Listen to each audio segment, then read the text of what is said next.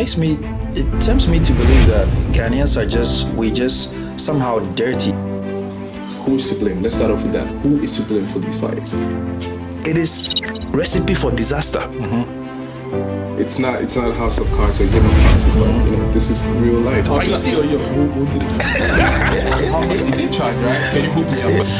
I've always said it. Our problem is where people can gather in a decent manner.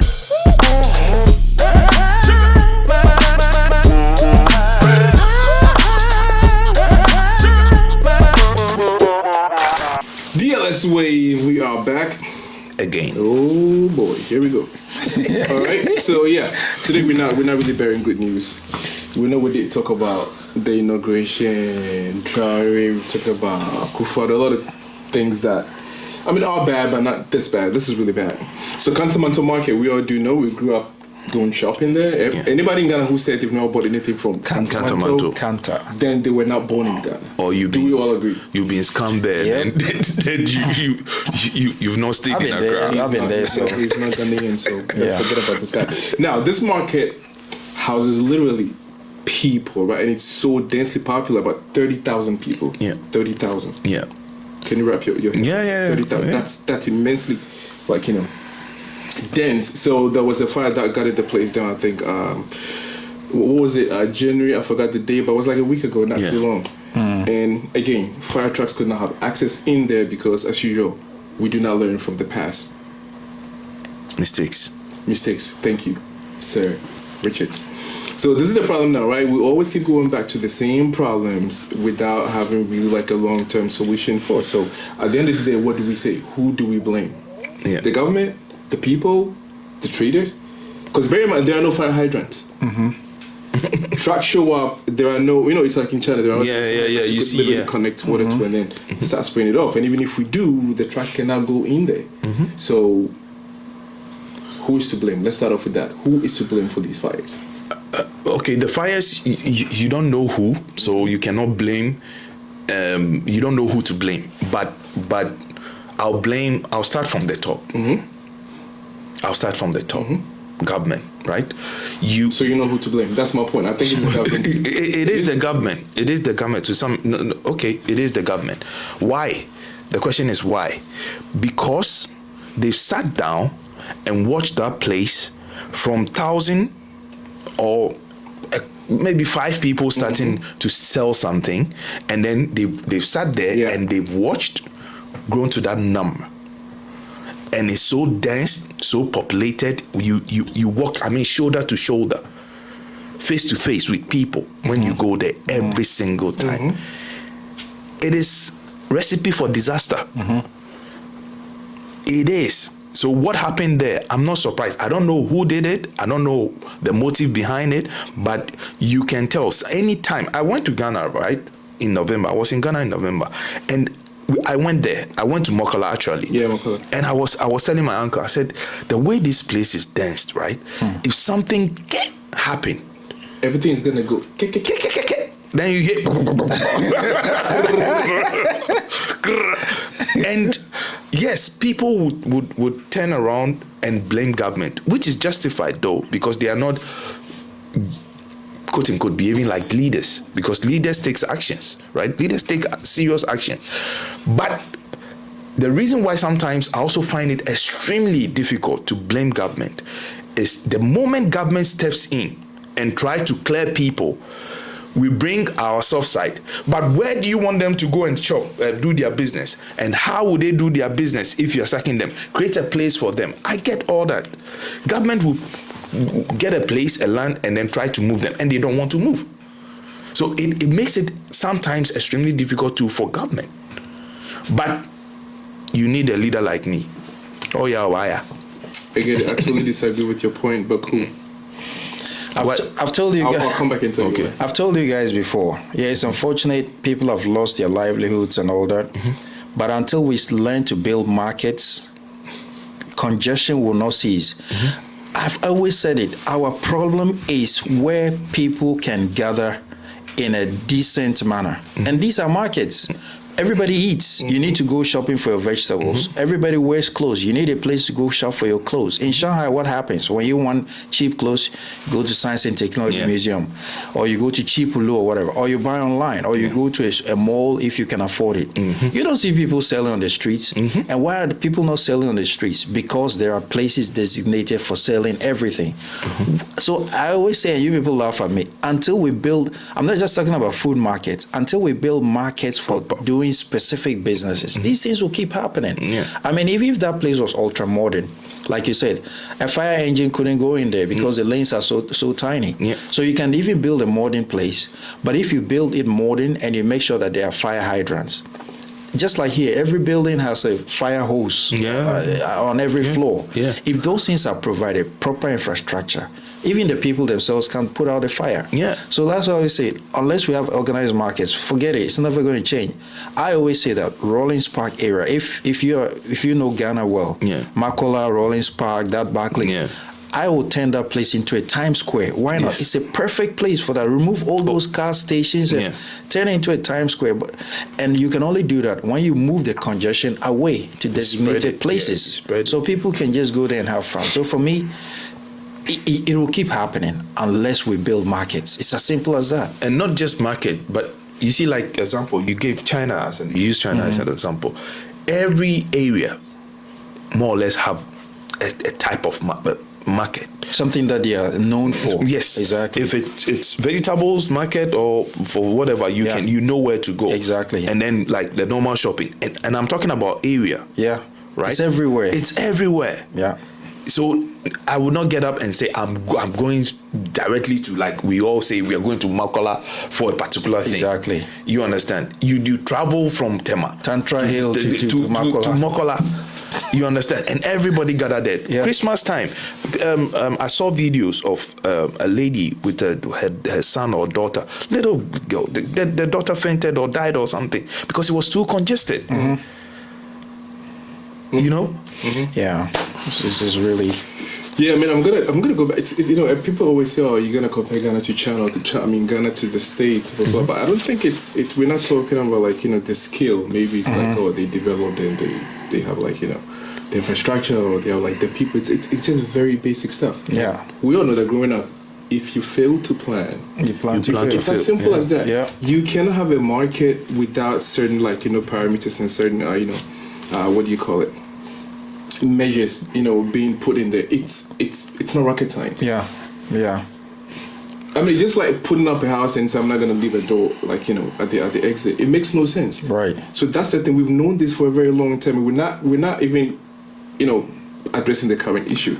In 2011, April, there was a fire in Kantamanto. 2013, it happened. 2020, it happened. So how many times do you want to see something go wrong before you sit up? That's what I'm saying. I disagree with you, because it's not up to the inhabitants or the people occupying the place, because they just go and sell. And also, you cannot always think about satisfying the people there, you know, whether they're going to like the policies or not. We don't pay for insurance because we love paying for insurance.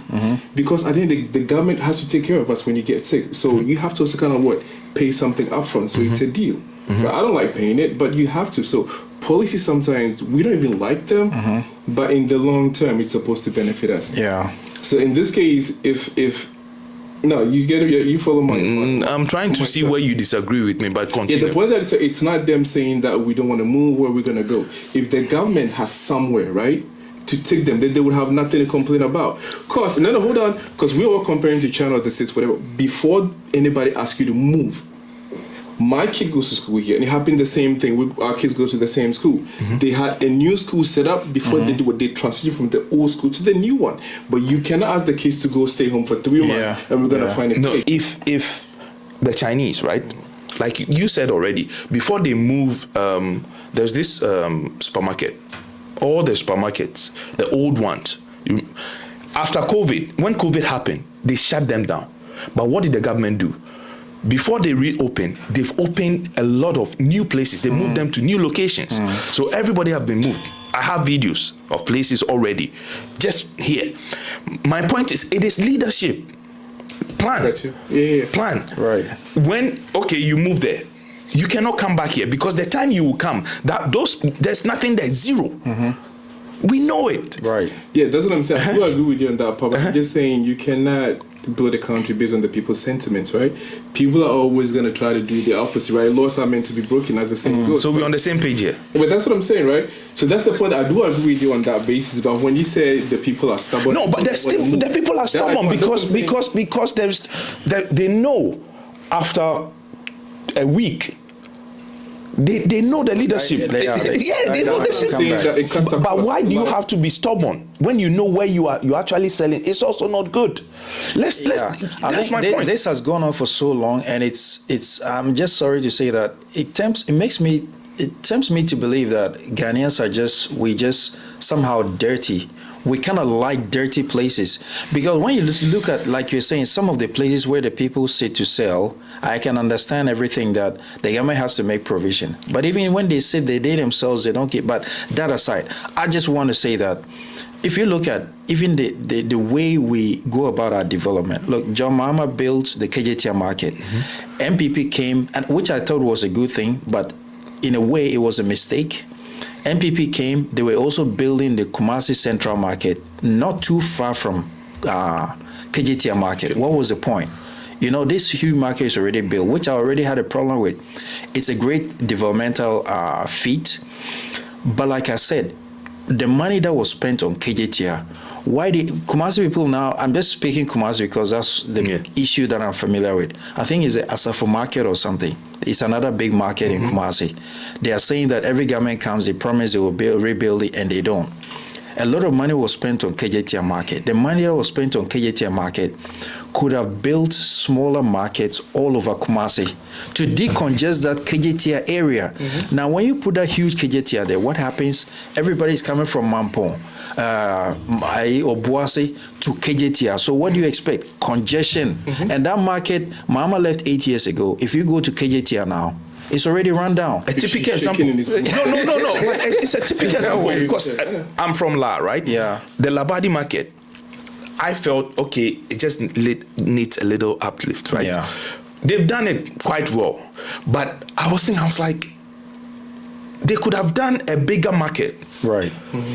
Outskirt, around the trade fair area, or just so that, okay, this is the old location. A lot of people will go, and it is planning. Yeah. So where are town planners? And the same thing was done for. Do we have any? That's a good question. And the same thing was done for Cape Coast, right? Do we? Forget about that one. Those things are because those are the guys that have to be responsible for things. It's supposed to be the local government's responsibility. They are supposed to bring in all these research and to central government and say, look, don't do this here, do this, do this, do this. But they don't do their job, so we're stuck. It's not the first time we've seen this fire outbreak in Kantamanto specifically, and it will not be the last time. Not going to be the last. Listen, for me, I'm 3 times already or 4 times, right? Yeah. Mokola already. But look at the state of Mokola.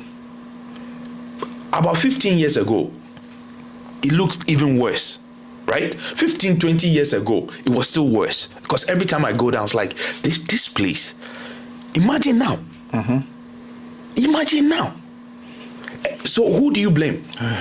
I still blame, like I said, it's all about leadership, because I understand, like I said, it cuts across I don't think there's like any single country that people would be willingly excited to move, because you have like your client base and stuff like that. Yeah. So of course it's going to create some kind of rapport, and it's going to affect your sales and stuff like that, but eventually you're going to bounce back. Yeah. And that's how it happens, right? You got to support your government, you got to support the system for it to function properly. So at the end of the day, if the leadership is leading the people in the right direction, I don't think there will be as much of a pushback as there is right now. You know what I mean? Because like the same thing, that overhead, the flower pot, people started selling underneath it over. But the point, if you ask them to move, right? Where are they going? Where are they going to go? Yeah. That's my only problem. No. You know? Listen, I get the fact that where are they gonna go? Yeah. But why should that place be the place they start their business? Because it's not a business area. I'm not saying it's okay to have that kind of mindset as a citizen, but my point is people also got to make money, and they will do whatever it takes to feed themselves and their kids. But if the system is working, if things are put in place, they will not be there naturally. I get it, but wrong is wrong. Yeah, but wrong is wrong from the top. It trickles down. Because here, like I said, you cannot find anybody out there doing that. Not because they don't want to, but because they're scared to do that. They're going to get fined. there is a punishment for doing that. But in our case, just say they move and then you leave. They're gonna come back. Yeah, there is no measure yeah. to make it permanent, to sustain that decision, that policy. And look at this. You just mentioned the former mayor or regional minister. Henry Quartey. Henry Quartey. He moved the onion sellers from Agbogbolosi. What has happened to that land lying there? So we do things without attendant use of I'm just trying to say that they cleared Agbogbolosi fine. Yeah. What's happened there? But look at the push. Look at the push. So he, with Henry Quartey, somebody like him, he had a lot of pushbacks, right? But okay, they've not redeveloped the place yet. Whatever they wanted to use it for, we don't know, because they never came clean. But they were able to push the people. But look at the pushback. So had it been a little soft, they would have been there still. Yeah. So that is why I'm saying we need leaders that when they say A, but before, and I'm not taking away before, create a place for the people and make sure there are rules and regulations around that same place, because you create a new place and they will come and you see somebody standing at the corner selling clothes on his shoulder, and then another person will come and join. Create rules, because like we always compare, if you go to America or in China here, you cannot do that. Yeah, but that's what I'm saying. We always go back to Lee Kuan Yew, right? Because we love this guy so much. Because remember that video we saw? He said the same thing. Like, it's not a house of cards or a game of cards. It's like, this is real life, right? Yeah, it affects you, affects me. Yeah, but that's what I'm saying. I'm pretty sure he also got a lot of pushback from his people when he started out. Because remember there was a time that all his pilots went like on strike, and it was like, if you don't go back within, I think, 48 hours, he's going to fire everybody and bring foreigners to kind of take the position. And everybody went back to work. So people are never going to but as long as you're a visionary and you know exactly what you're doing, when it works out, people are naturally going to start worshiping you. You see, because Singapore, they have some of the strictest laws ever known. Yes. Even when you drop a gum on the ground. And know your people, know your people, and bring in the rules. Exactly. I have this quote, one of my favorite quotes. You cannot continue to do the same thing and expect a different result.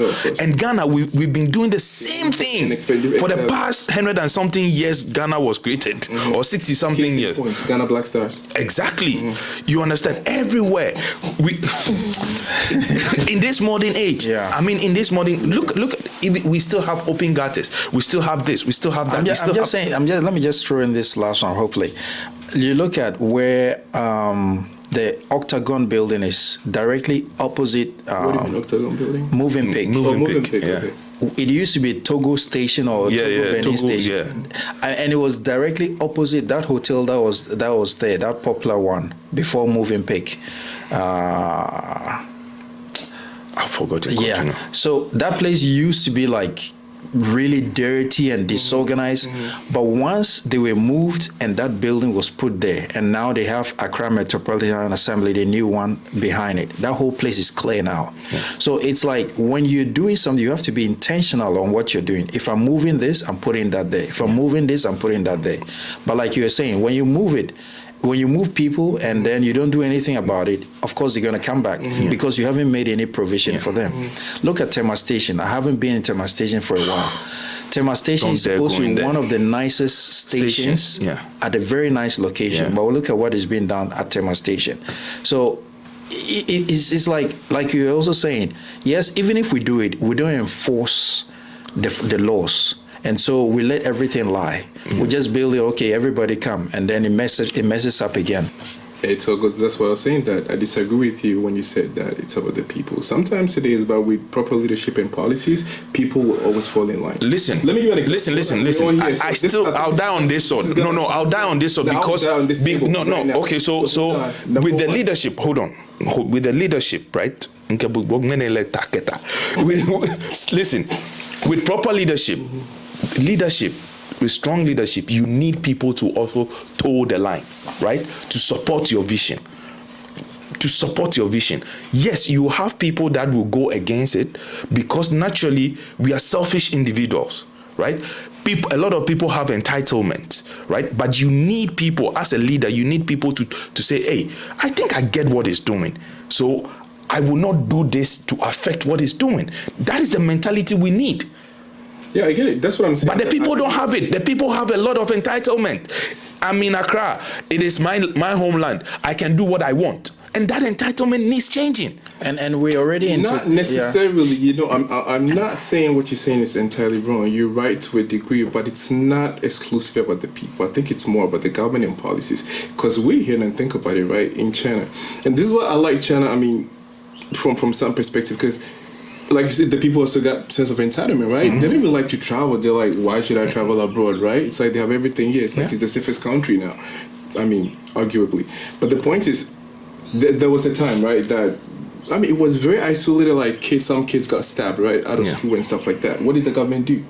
Now, every morning, every single school got cops, police at the gates. And they have these bars, this yellow and, what you call it? It's like the ones at the consulates. They have them. So they act so fast, it's crazy.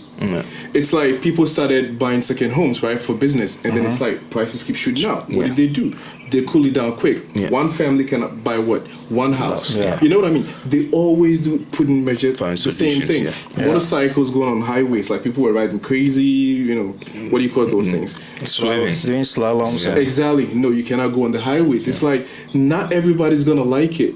But then what? It minimizes what? People dying. You know what I mean? So you cannot really kind of base it off of people's sentiment, like the people will naturally fall in line when the policies are enforced. Because all these things that I'm talking about, dare and flouted, there is a fine, there's a punishment waiting for you naturally. So that's what I feel like, but for us, right? Like I said with Kantamanto, how many times? 4 times. So first time we did not learn, second time we did not learn. So all we're saying, we're not saying, okay, move them one time. But what about, like we said, what you call those things? The fire extinguishers and how many shops have them? Here, every single car. Once you go for a car checkup, you need to make sure you have every floor of every building, every office. Car, you need to make sure you have, because they have expiration dates. You need to make sure your fire extinguisher is not expired. So that you don't even need to build a market to move the people. Just certain basic policies. Fire extinguishers in every shop.